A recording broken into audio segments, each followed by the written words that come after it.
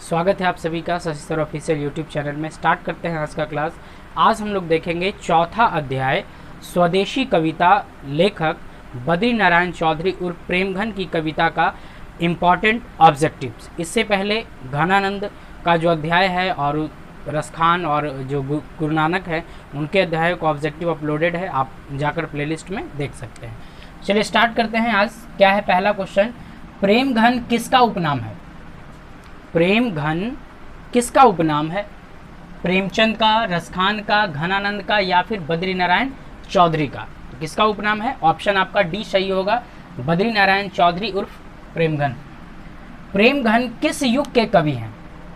ठीक है, काल नहीं पूछ रहा है क्वेश्चन, ध्यान दीजिएगा।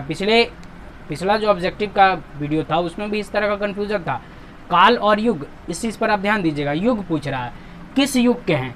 आधुनिक युग, द्विवेदी युग, भारतेंदु युग या फिर प्रेमचंद युग? काल नहीं है, ठीक है। तो युग कौन सा होगा? भारतेंदु युग, क्योंकि जिस युग में थे भारतेंदु हरिश्चंद्र उसी युग के ये भी हैं।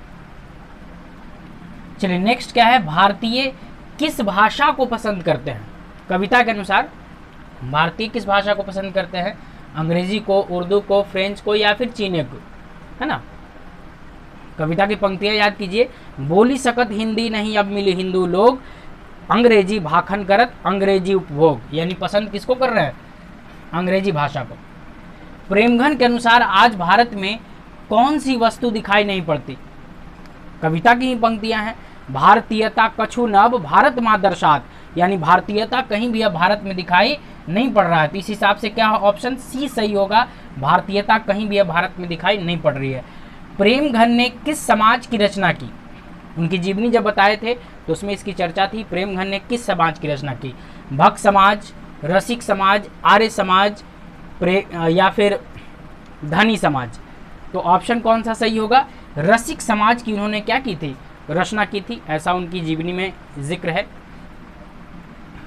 प्रेमघन अपना आदर्श किसे मानते थे? यानी किसके पद चिन्हों पर चलते थे या किसके बताए रास्तों पर चलते थे या किसके जैसा ये जीवन जीने का प्रयास करते थे? तो आदर्श किसको मानते थे? प्रेमचंद को, दिनकर को या भारतेंदु को? सी यहाँ कोई नहीं होगा, ठीक है, छूट गया यहाँ पर।